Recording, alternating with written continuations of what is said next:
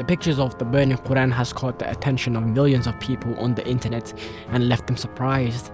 The holy book of the Quran is being burnt, but what happens next will shock you. What was the miracle that happened during this event? How did Allah send a message to the people who are doing this?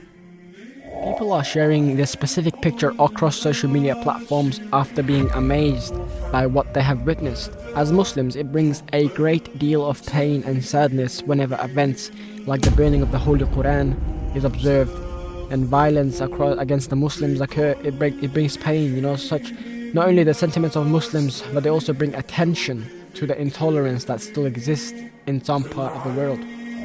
These pictures are posted by some non-Muslims on the internet, where the sacred book of the Islam, the Holy Quran, was burnt in front of a mosque. However, many people have noticed one shocking thing that was truly unexpected.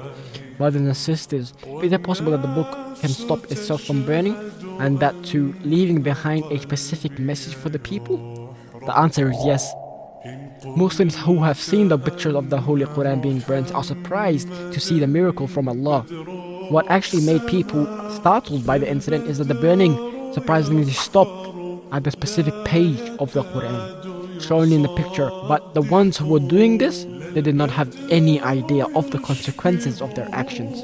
But Allah the Supreme saw it all. They were not expecting to this happen, and when it stopped burning, the verse that was left behind for them to see was from the first chapter of the Quran, Surah Baqarah, named as the cow.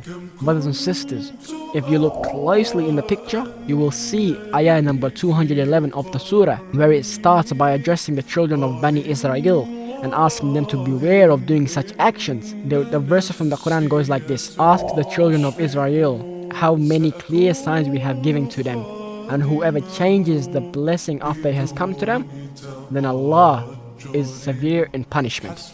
Brothers and sisters, can you believe this? Subhanallah.